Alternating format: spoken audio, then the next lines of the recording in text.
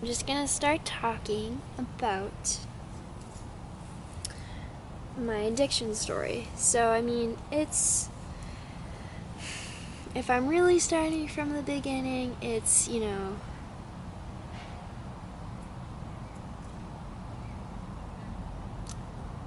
I've always had an addictive personality. I guess when I was a kid, I would always be attached to stuffed animals and stuff, and then like friends I'd have and stuff. And then you get older, and then, it turns into from friends to substances. And really what it is escapism for me. Escaping from my emotions. Because it's too painful. And, drinking is a really quick fix of like, oh, I'm angry, or oh, I'm anxious, no problem, I'll just drink and then I'll feel better for a little bit of time, and then the next day I have a hangover and it ends up making me even more sick, and this chipmunk is back. I don't know why this chipmunk's interested in my presence, but it's so cute. There's mosquitoes everywhere, so I'm going to try and make this quick. But yeah, in 2019, in November 2019, that's really when it got really bad and I hit my breaking point, where like I was working full-time at Fanshawe, front desk, and then I was also working a lot of night shifts, so 11 p.m. until 7 a.m. So basically what was happening there was I was out all night. It's so cute, the freaking chipmunks. They're literally running around. So I'd be out all night, and what happens is this can cause mania, especially if there's a lot of stuff happening in your life.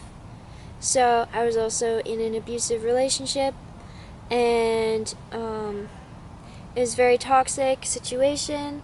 I was going through a lot at the time, and I decided that I was really angry, so I was just gonna smoke a bunch of weed. And so I did that. I smoked like an entire ounce in one day, and then I passed out for a while, and then my mom picked me up because I was just really angry and depressed about what happened, and I also like had to leave work, and because my sleep schedule was so screwed up, I think it was like a combination of like too many things. And then the doctors put me on Cipralex for depression because I was like really, really depressed.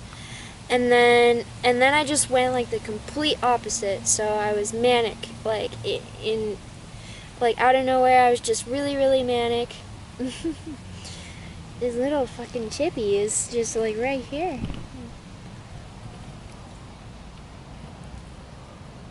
So cute. It keeps running past me. So the doctor put me on Cipralex for depression, then I got manic, like really manic, and then I was hospitalized for the entire month from November 21st until December 21st. So that's what happened. And then the pandemic started around March. So, I've had a lot of emotional pain,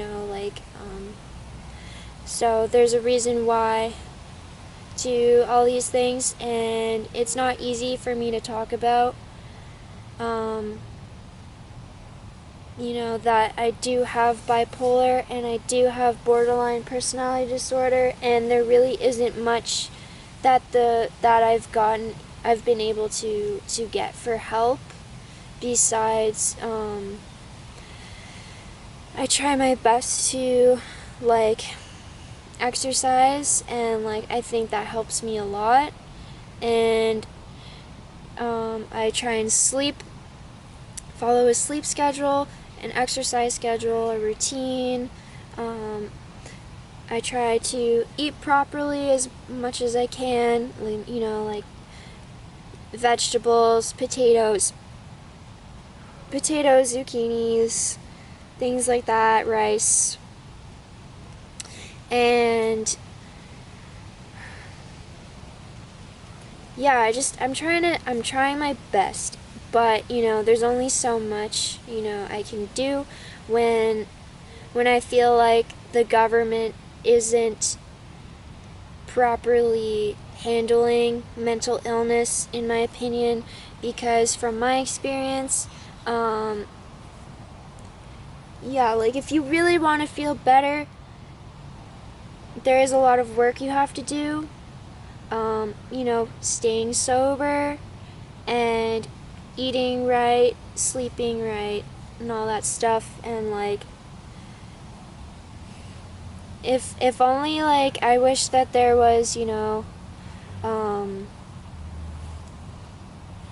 free therapy. I applied for Stella's Place, which is like free counseling, DBT, and whatever.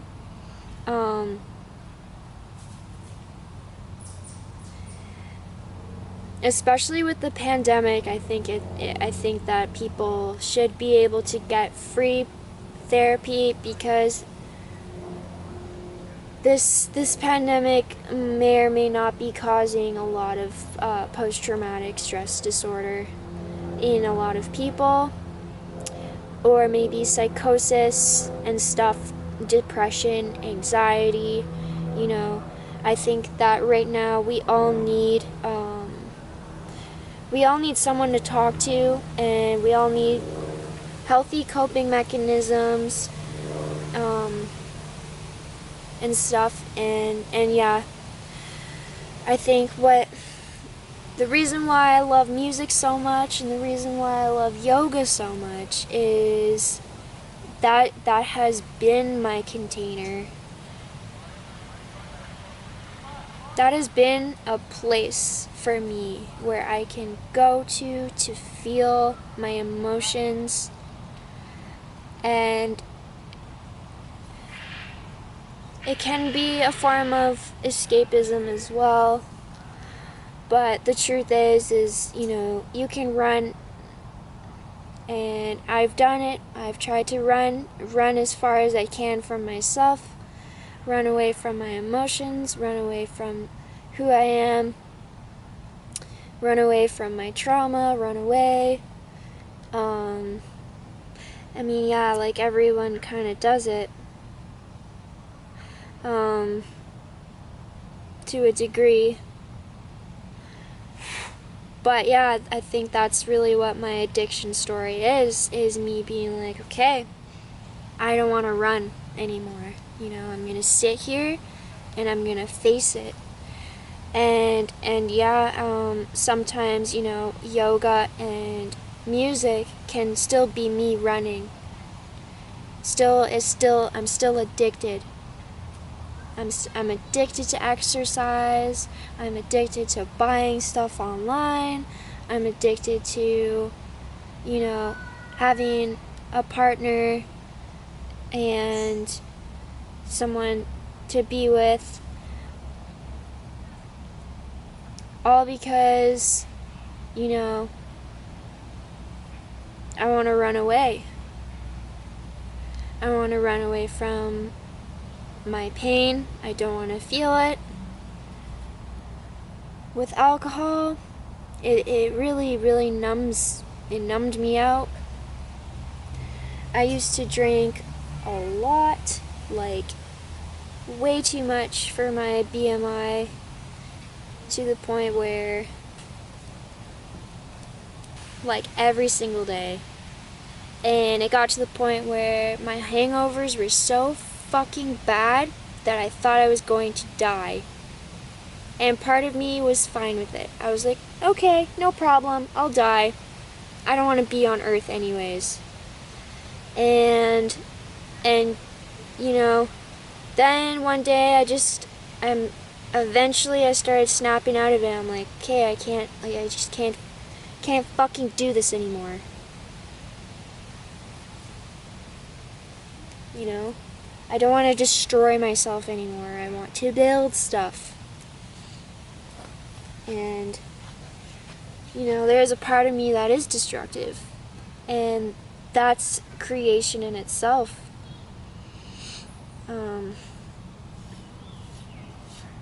Because if you want to plant a beautiful garden, you have to rip out all the weeds and put fertilizer in there. There's a destruction process. There's some bees freaking out. Finally found somewhere that I can sit.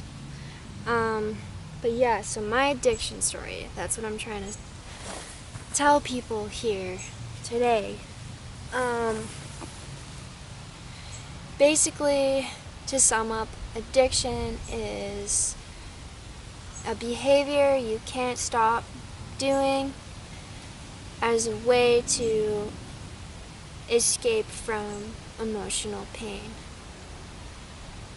So, if you can imagine that, you know, the pandemic might cause a lot of emotional pain on its own, on top of everything else I've been through prior to that, and where have gotten to my life at this current moment. I've been through a lot. I'm angry. I have a lot of things to be angry about. So, you know, ever since I quit drinking, I still have that anger, you know. And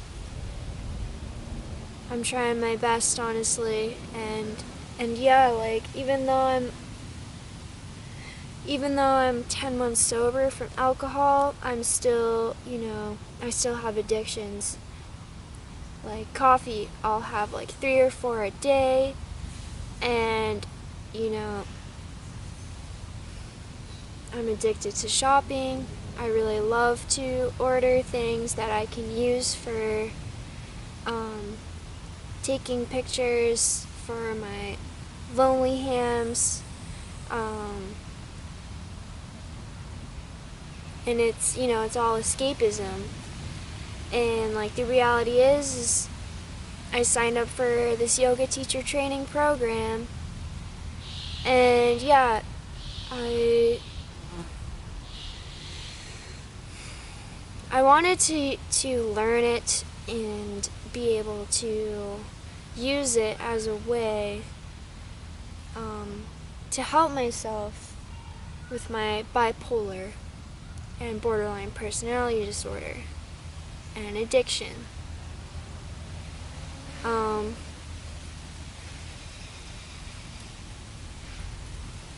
in a lot of ways, it definitely helps.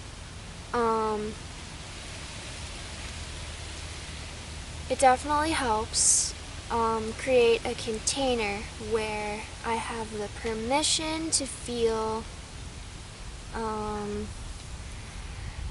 And yeah, I did that today, where I was like, okay, I'm gonna give myself permission to be angry, instead of bypassing it and denying it and like, no, you know, I'm happy, you know, and I genuinely am happy. A lot, you know, like I have a lot of things to be grateful for. I have a lot of, you know, accomplishments, and I'm very high functioning, you know, and yeah, like I have a lot to be grateful for. I am grateful that I have been able to quit alcohol. But that being said, you know, there is a lot of trauma responses that are involuntary that still happen, and my entire body is just filled with anger, and I'm angry, and yeah, the whole point of this video is yeah, I used to drink a lot, to the point of like me thinking that I was going to die. I would finish like an entire 2-4 of gin by myself throughout the day, and like mix it with water and stuff, but still like I was drinking a lot. Before that, I would drink like the entire 24 pack of beer. I don't even remember now, it's been so long, but I would get a case of beer and I would drink it all in like 2 days. And like maybe I would take 1 day a week off, but like I was going ham for a good part of like the beginning of the pandemic. And then yeah, before that I was a band girl, so I would always be drinking after performing. I would always be at events drinking. I would always be partying and drinking, and yeah, so it was definitely a social thing before the pandemic, but then the pandemic hit, and then it was just downhill from there. Like I was just drinking a lot. I got the CERB check, and I spent like most of it on alcohol, and then the rest on rent. And then if I ate food at all, then I would buy food. So yeah,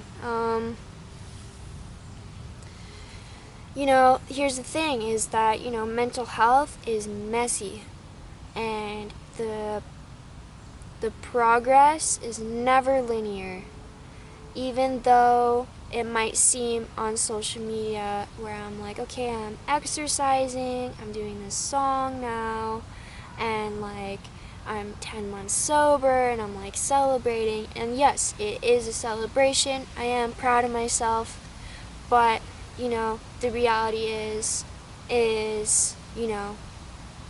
still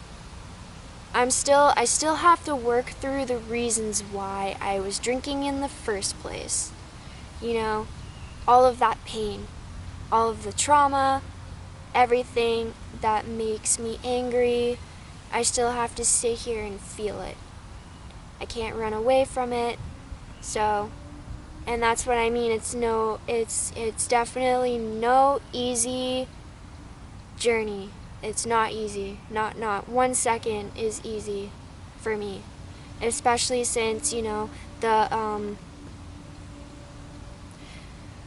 Toronto has opened into stage 1 now, so we have patios open. So I was literally walking, and I'm walking through the patios, and it literally, it's like in Toronto, it's like the side streets, the bike lanes are all patios, so it smells like alcohol, and everyone wants to drink because it's summer, and yeah, and like I don't want to be fucking bitter about it. I want to do something with my time that makes me feel good, and yeah, like I want to spend it with people. I want to hang out with people. I want to be able to hang out with people, just because I don't drink, so I want to go up north, or I want to go for hikes, or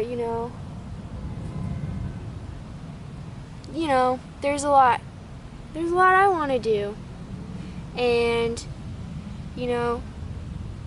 there is that feeling of fear of missing out, where part of me is like, well, if I just go to this patio this one time, I get to hang out with people, that's great. But then I don't know, I'm like, okay, I don't trust myself yet. I had a job interview for Lobby, which is this really nice lounge. I would be working, as an assistant server assistant or something. And, you know, I'm not going to do it because I just don't trust myself around alcohol yet, and it sucks because it means I'm going to be alone. And by that I just mean that I'm gonna have to say no to going to patios. And yeah, that makes me angry. There's a lot of things that make me angry. And I'm trying my best, and you know, I am hard on myself, but I know for a fact, I know myself, I've done this so many times, I can't control it. If I have one drink, I'm just fucked, you know? It's like, okay, just one drink, and then just one drink once a week with friends, that's it. And then it's just downward spiral, you know? And then I justify it by being like, okay, so since I quit drinking now, I have money. And the money I'm not spending on drinking, I'm just gonna buy myself something. Like this watch, or like some coffee, you know? And then, you know, I'm still spending like just as much money on other shit, you know? But then my justification is like, oh, okay, like it's fine because you're not like killing your liver anymore, so at least you're not killing your liver. But, you know, here's the thing. If I don't learn how to deal with my emotions without escaping into online shopping, without escaping into exercise, then like the addictive personality is still there. And that means I'm still at risk for relapsing. So yeah, 10 months sober is great, but like I still need a lot of help, you know. And I finally got into Stella's place, and that means I'll be finally getting a counselor, which I mean is all you can do is just try your best and let people know where you're at, let them know you're trying, and, you know,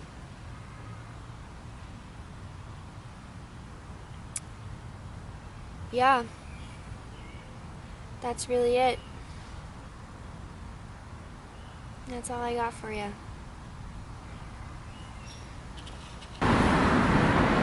Alright.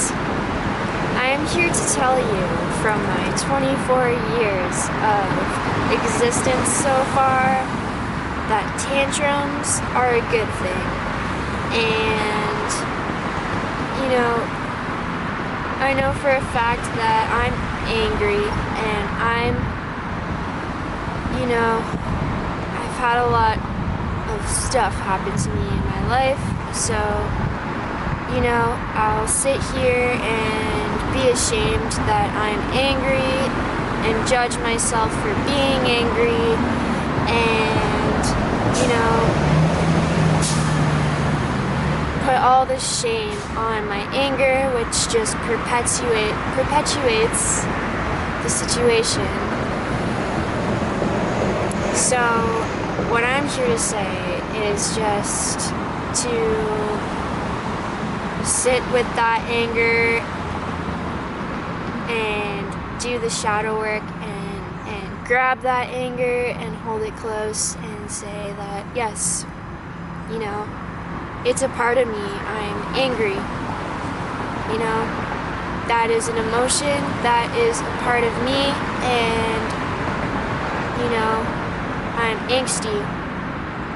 That is the part of me that is also the part that will yell on stage.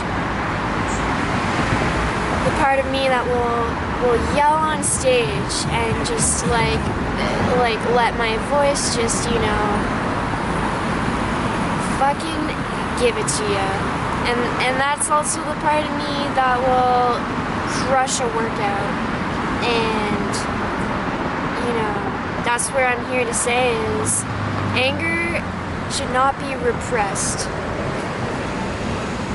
Whichever part of you that is repressed, ask yourself what that is, because I think I finally figured it out, that it's the angry Molly. Angry Molly is the person, the pain person, the pain body, part of me that has been repressed and shamed and not allowed.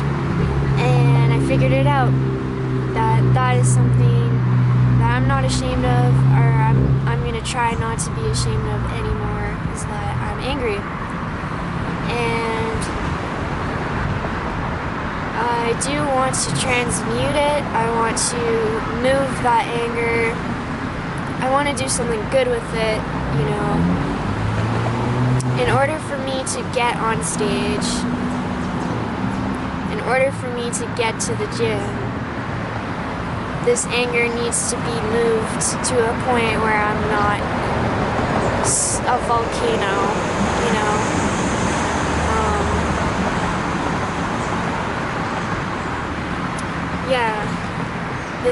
It's the volcano.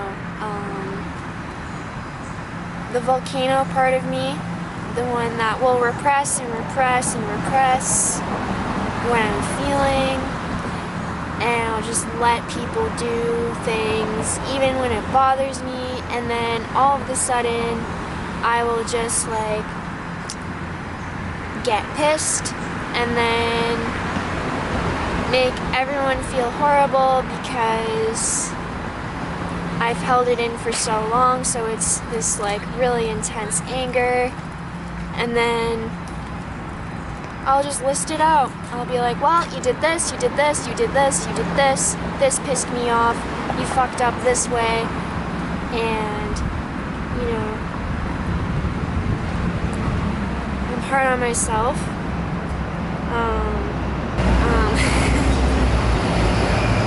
But, you know, I'm in Toronto. There's people everywhere. You can't just, it's really hard, you know. If I'm angry in London, I could just go to Fanshawe Conservation Area and scream. No one would hear me, you know.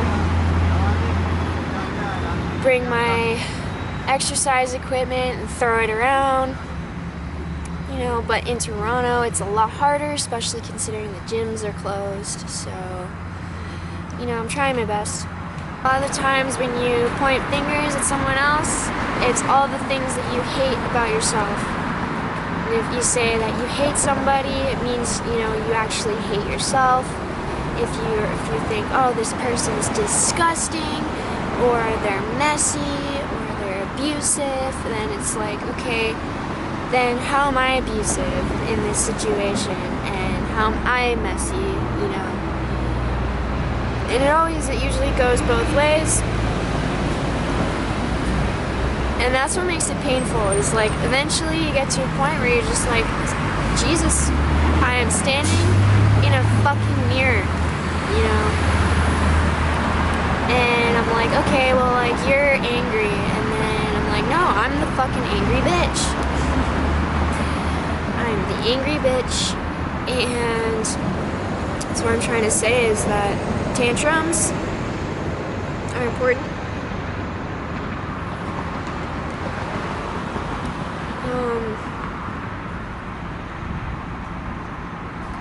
Instead of repressing it.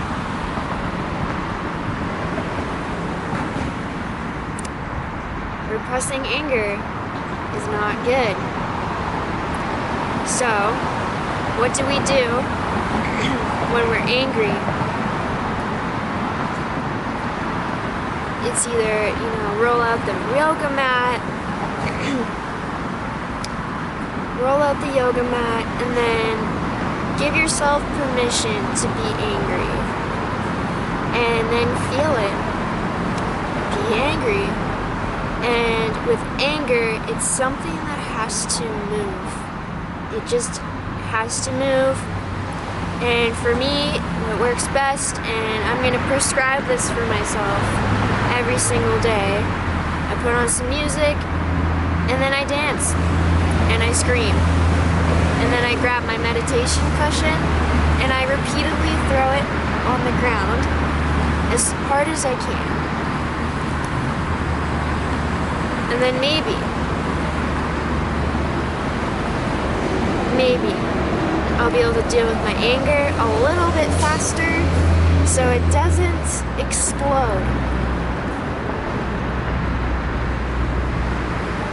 And yeah, that's what the song I wrote Explode is about too, is, you gotta sit nice, you gotta be nice. Be nice, Molly, be nice. Be quiet. Be controlled. Don't show emotion, you're embarrassing me. And there's all that, trauma with that. And so then I end up just repressing it and being nice and being quiet. And then when I shouldn't have. So I'm also sitting here saying, I'm still deserving of love, no matter if I'm angry or if I'm being a bitch.